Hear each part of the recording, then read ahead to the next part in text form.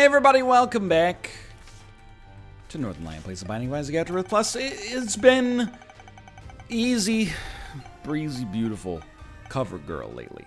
That's unlikely to change right now. With this Azazel run, sometimes I think like, oh, but you lost as Azazel recently. And I'm like, yeah, E6, S2, N9, 4T. If you consider like, you know, May 2017 as recent, that might be correct. But as far as, it depends what you mean by recent. I mean, how many Isaac losses do we have in the past calendar year? It's got to be like less than, I don't know, less than 25. We're not losing as Azazel too much. You verp a verp pill? Not wise. So we did lose a little bit of HP. We might as well hold the verp with us, in case we get a good pill. Satanic Bible is probably, it's like the best all-around item in the game. I know you might disagree with me on that, but it's like one of those things. The trade deadline approaches. You're looking to make a move to shore up a little bit of your depth. You're always going to say, hey, man, I ship a first-round pick up Satanic Bible. That leaves us in a much better position moving forwards, you know? It's like the Colorado Avalanche picking up Ray Bork before the 2000-2001 season. You knew it made them heavy favorites, and when they delivered, nobody was surprised at all. With good reason. Okay, we're getting into ancient history a little bit, but that's okay. Today is Sunday. We've been out of the meta a little bit. We haven't been talking as much about, you know, what day of the week it is. We've been talking about other stuff, but now that, like, I mean, I'm not saying our move's over, because we haven't fully moved out of our old place, but when I say fully, I mean, like, literally, we have to call, like, a furniture recycling service. That's it. But we did get our first piece of mail in our new place. If that doesn't make it official, I don't know what the heck does.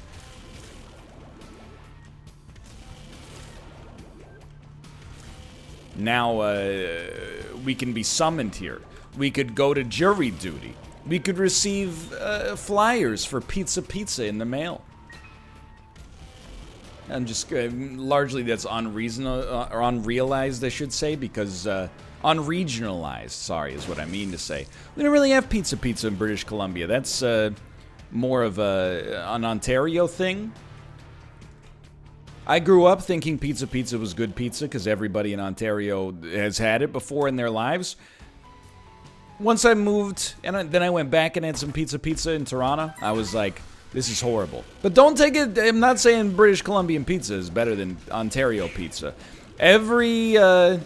Every province has its own busted pizza chain that weirdly has like 500 locations despite nobody really liking it.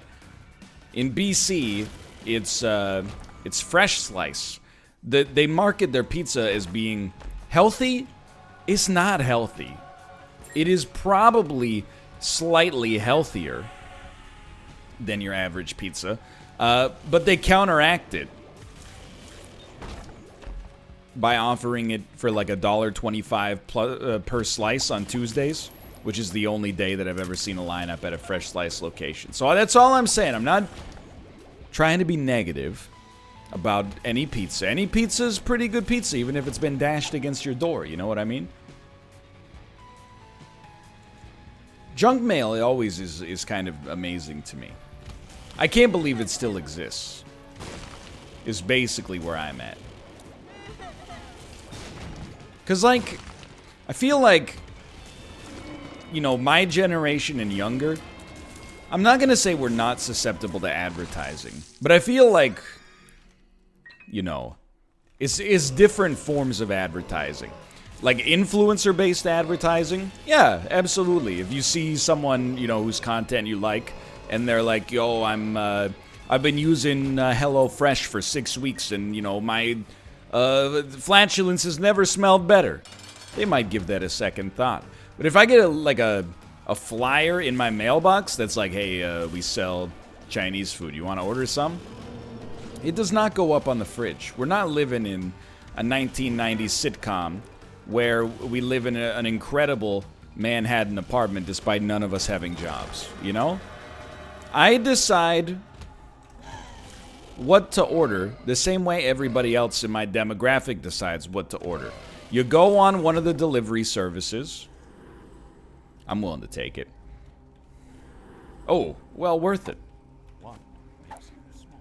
You go on one of the delivery services, see what's open, and then sort by reviews, you know? I'm not...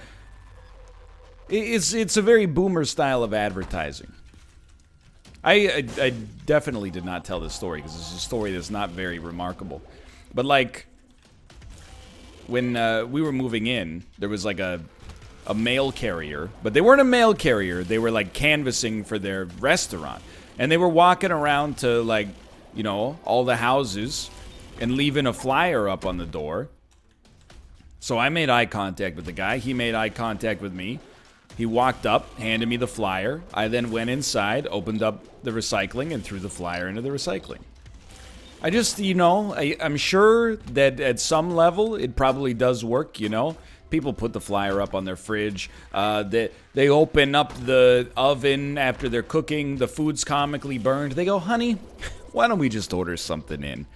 What do I order, though? I don't know. It's all so confusing in this workaday world. They look at the fridge. They go, oh. Hot delivery Chinese food. There you go, right there. That's the use case that I'm sure they're hoping for. But I couldn't help but think, you know, the amount of steps involved in the life cycle of that, you know, flyer. So first, I had to receive it. The mail carrier, you know, that was his job for the afternoon. Walk around handing out these flyers. He's eating food so that he can fuel himself walking around. The paper had to be printed.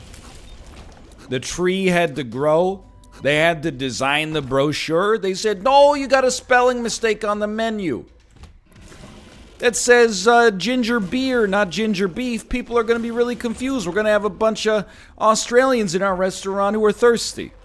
Had to get it reprinted. People had resentment towards other employees for the lapses they made in their judgment. All that goes into a single flyer just for me to then yeet it in 2 seconds. Now, I want to be clear. I didn't yeet it into the garbage can. I yeeted it into the recycling bin and then put it in the appropriate recycling area. And then the waste management company probably picked it up and then dumped it in a landfill. But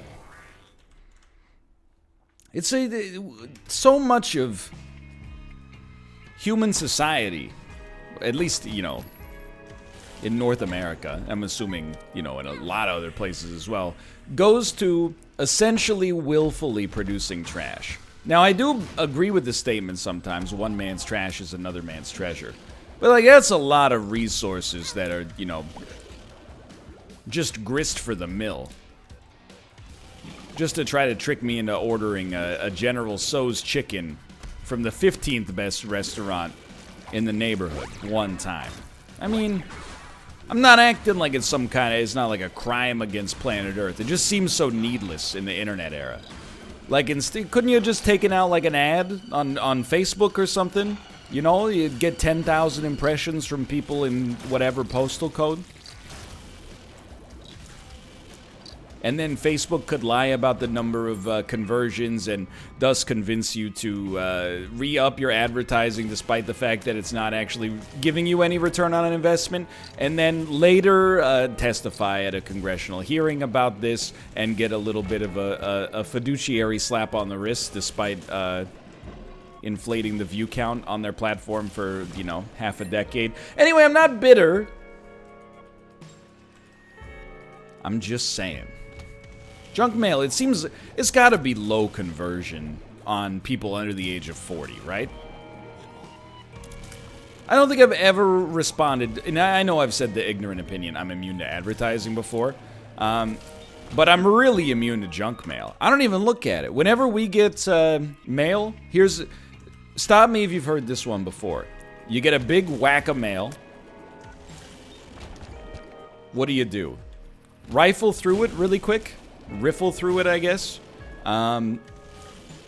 Anything in an envelope gets held in your left hand. Anything printed on glossy paper, right hand, right into the recycling bin.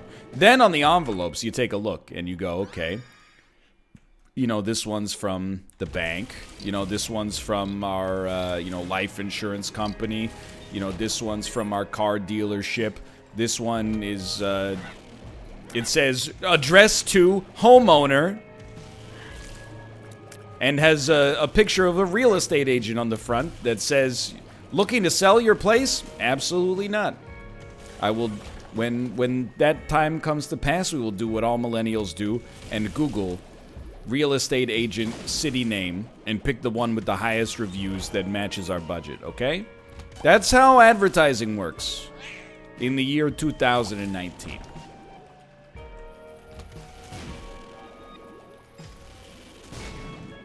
In my opinion. I know I talk a lot about marketing. It's because I'm kind of in the marketing business, you know? Other YouTubers, streamers, much better at marketing than me. Dan always amazes me. People, I mean, I don't think anybody thinks Dan is, you know, unintelligent. But I think what people don't realize is Dan's work ethic is absolutely out of control. I work a lot. Some people don't work a lot, but they work smart. Dan works smart and hard, for sure. Even the stuff that you might be like, I don't understand why you would do that, you know? Like, he made a TikTok recently. He's been posting edited videos to his TikTok. It's very forward thinking. As much as it sounds like I'm kicking his tires, you know what? Or gassing him up. Sorry, wrong car analogy. Because, you know, that's kind of what it was like on, you know, YouTube for a long time. People might be like, why are you wasting your time making YouTube videos? You can't even, you know, earn any money on YouTube. Nobody's on YouTube is making anything right now, but you're spending, you know, an hour a day trying to make these YouTube videos to go viral. You know, all I'm saying is things change, you know, that TikTok might become an avenue for, you know, even if TikTok itself doesn't become monetized, Dan's got another platform where his content could go viral. He could, you know, cultivate a new audience as a result of the extra work that he's putting in. He's a marketing, I mean, genius is maybe a step too far, but he's very good at self-branding. I don't say that to imply he's not a genius at marketing, but rather because I don't know what a marketing genius really is, except for, like, you know, Don Draper. Don't hit me. I don't really want Book of the Dead, to be honest. I feel like we're kind of cruising here. Everything is A-okay. We got no problems whatsoever.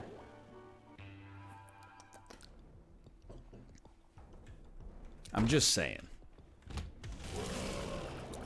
Junk mail in the modern era, don't get me wrong. I'm sure, like, you know, people still get grifted by Publishers Clearinghouse all the time. Is my guess, but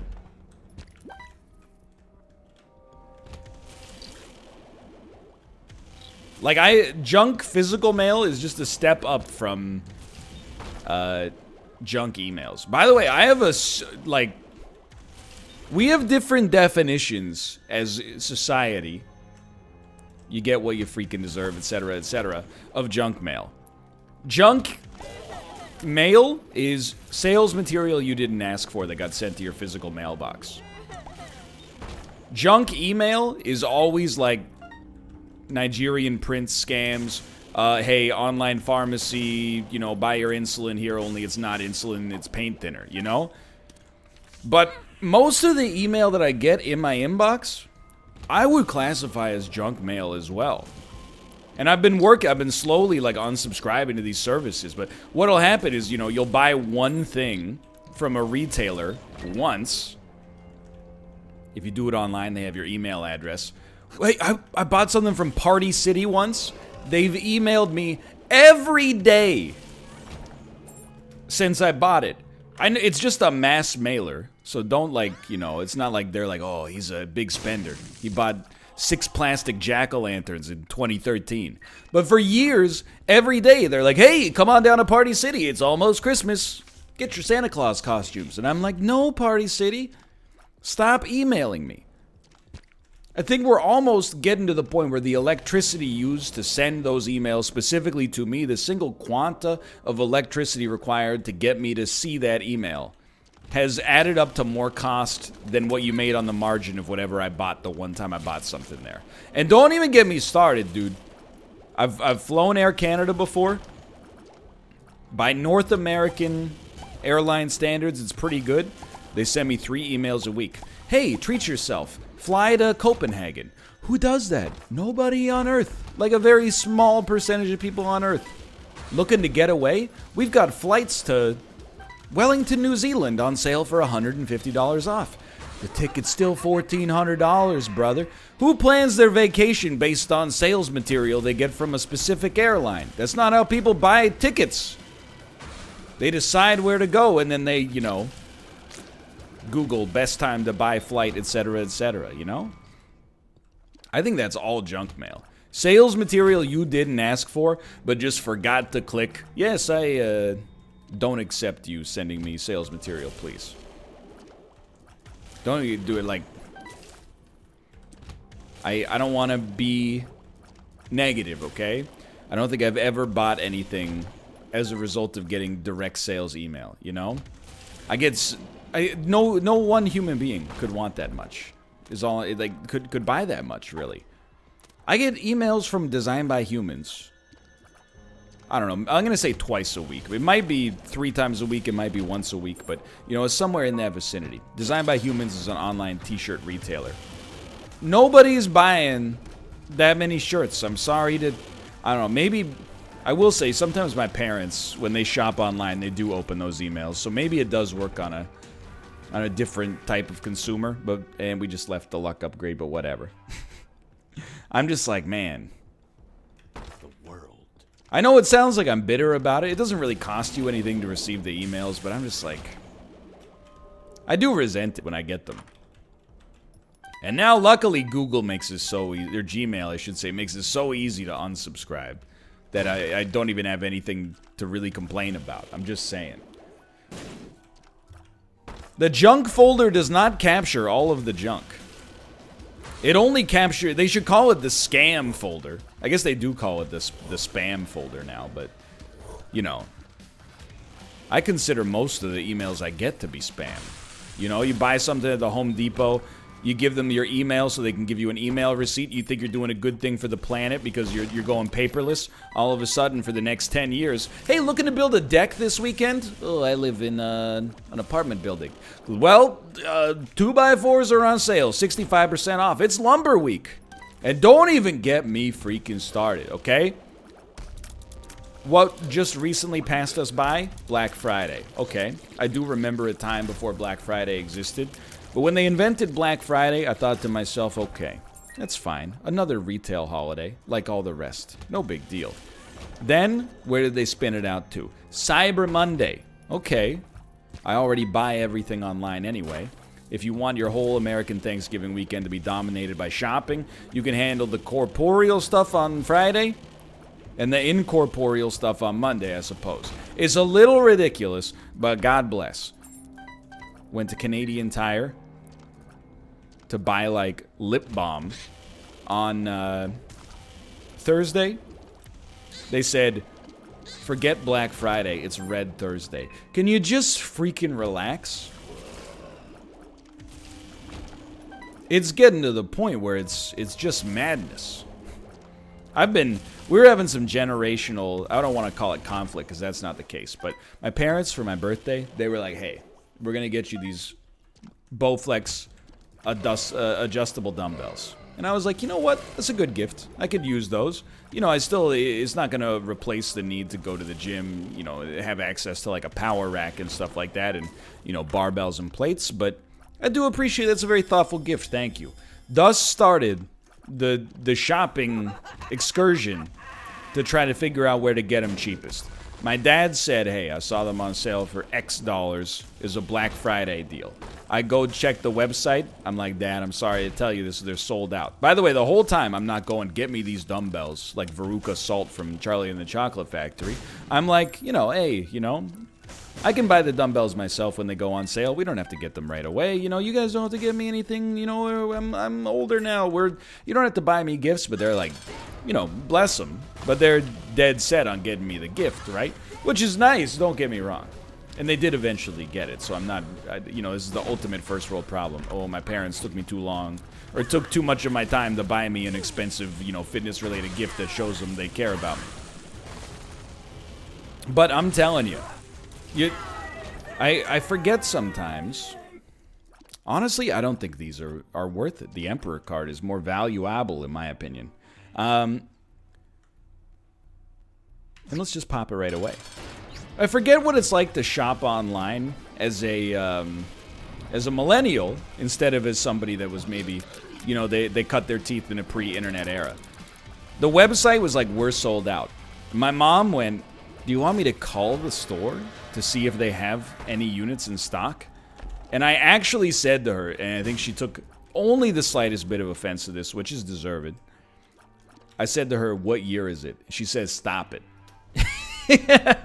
She called the store. I think that the, by the way, very nice of her to do, but not necessary as well, because I want to tell her that it's all linked into the freaking database, Mom, these days. You know, as soon as somebody scans the thing at the register, it pulls it out of the inventory. It, you know, sends a little data packet to the website so that it's updated to reflect the accurate amount of, you know, quantity in store. You're really just going to rely on the human beef brain to figure out. You've seen what's wrong with my brain. You watched me order that DoorDash.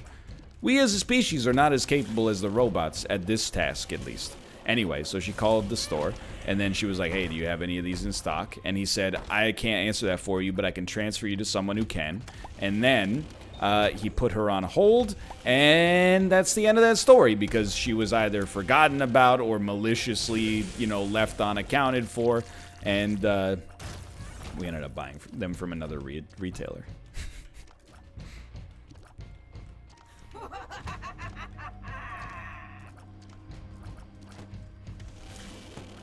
That's the end of that story. But I forget, you know, like, I don't know. I guess it's weird, too, like, you know, when I have my heart set on buying something, it's not that I'll pay whatever price for them. But, I don't know, I think it's like half generational and half, like, you know, just personality driven, right? My parents are the kind of people, a great example is, like, Kate and I went to visit them like 2 years ago. I guess like a year and a half ago. And every morning when I woke up, I walk out in the living room. My dad was on his tablet. That's right. They're tech savvy. They're using tablets. My dad was on his tablet looking at dining room chairs. He had like a week off from work. He spent hours a day. And he enjoys it, by the way. It's not like he doesn't realize, like, oh, if I just bought it, it would be over. Like, he enjoys doing it. He was comparing dining room tables. Oh, these ones are nice, but I don't want to pay, you know, $100 per dining chair, so I'll go Google the serial number of this or the model number and see if maybe I can get it cheaper somewhere else. Oh, we can get it from this site, but the shipping is going to be an extra 48 hours, and we're going to be in Oshawa that weekend, so do we really want to do that? It's like a convoluted procedure. When I buy something online, I do, you know, I look for the best price, and I do that by going to two websites, the manufacturer's website and Amazon. If I don't want it, I won't buy it. If I find it cheaper on the manufacturer's website, I buy it there. If I find it cheaper on Amazon's website, I buy it there. Spoilers, it's always cheaper on Amazon. There's rare exceptions, but... And then, 2 days later, it arrives at your door. It's just, you know... I think, you know, my parents are still in that generation that they actually, like, prefer to shop, in real life instead of online. And I'm like, dude, this is a revolutionary shift in generations, because I would rather shop for everything online. And I mean everything. There's probably one exception. Obviously, but it's not even an exception like I'd rather shop for it in person, but you utilize a hybrid approach. You know, if you're shopping for a like a house. You want to go through the house, you want to see the neighborhood, you want to ask people like what's up with it, obviously. But even like a car, people are like, oh, don't you want to test drive it? I'm like, nah, you know, like sort of, but what do I know about cars? What is a test drive gonna teach me? Oh, I don't like the way it drives. What do you mean you don't like the... I don't know, it just feels like a little sticky. It doesn't... I don't know anything about cars. You know, it's the same way, like, I trust the Food and Drug Administration to, like, analyze food samples sometime and tell me what's in it. You know, you gotta default to the smarter people. I don't, like, bite into, like, a cookie and go, ooh, I don't know, I don't trust this label. It feels like there's more than 303 micrograms of potassium in this. This is a potassium-rich biscuit. You know, I trust the user reviews online of vehicles when they're like, hey, I drive a 2014 to 2016 Ford Focus and the transmission is busted and it shakes like a washing machine at low speeds or when I'm going up hills, and the dealership has maintained a certain level of willful ignorance of this issue over the years despite presently being engaged in multiple class action lawsuits internationally as a result of it. Of course, during the discovery of those class action lawsuits, multiple internal documents came out from many, many years ago with engineers saying, hey, we got to fix this problem or we're going to have some big issues like class action lawsuits on our hands, to which the executive committee and the C-level executives said things like, don't worry about it, Tony, it'll be fine.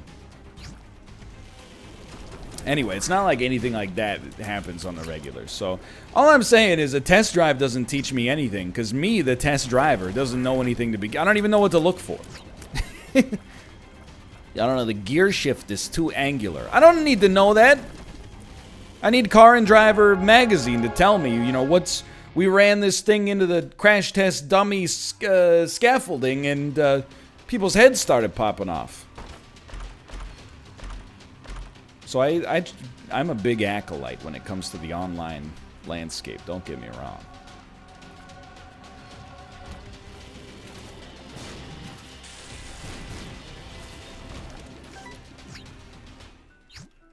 Nah, I don't really need it. I mean, this has been a good episode, obviously. We got no major issues here. Just another episode about the differences between generations. You know what I mean? You gotta... Multiple perspectives are useful, you know? I don't mean to rag on my parents.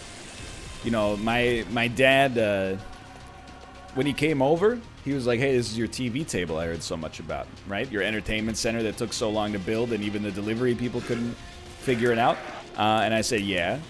We assembled it, but there's some, like, small quality of life issues. You know? He was like, oh, I'll just head down to Home Depot and get a couple of things to help you out with that. We went down to Home Depot, bought the stuff. You got it all fixed up. You know? He didn't need to Google it. He just, I mean, I don't know if that's a strength or a weakness, but he just went, oh, you got the wrong hinge here. You gotta, you know, you need to get a European hinge instead of this one. Sorted it out, you know? My generation, we'd Google, like, hinge don't close. I don't see using search engines as a sign of weakness, though. I see it as setting your pride aside in a reasonable situation in order to make your life easier, but what do I know? I also, I saw a tweet. It was very ignorant. It said, you think teenagers should vote? Watch this video. And it was a teenager not knowing how to use a can opener to open a can of beans. There was a reply to that tweet that said, boomers will laugh at this but still don't know what their TV remotes for their TVs of 30 years do. And I was like, you know what? In every joke, there's a little bit of truth. That is the truth. My parents do not know what the television remotes do. We got two remotes. One of them turns on the TV, the other one turns on the digital cable box. I gave them the spiel, and I made the mistake of saying, you guys would figure it out. You don't need me to give you the lesson. That was not correct. They would, and again, it's the same principle both times. How is the teenager supposed to know how to use the can opener if they've never used it before? It's not like, you know, the can opener is a naturally occurring structure that the human mind has, like, genetic memory of. You know what I mean? There's nothing in man's DNA that goes, oh, that's a can opener.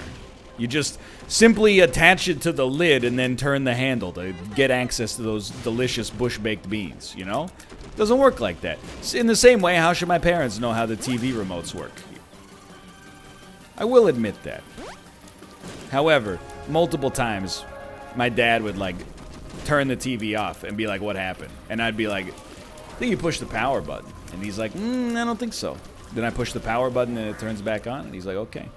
Sometimes it would hit a black screen, and he'd go, I broke your TV. And I said, no, you didn't.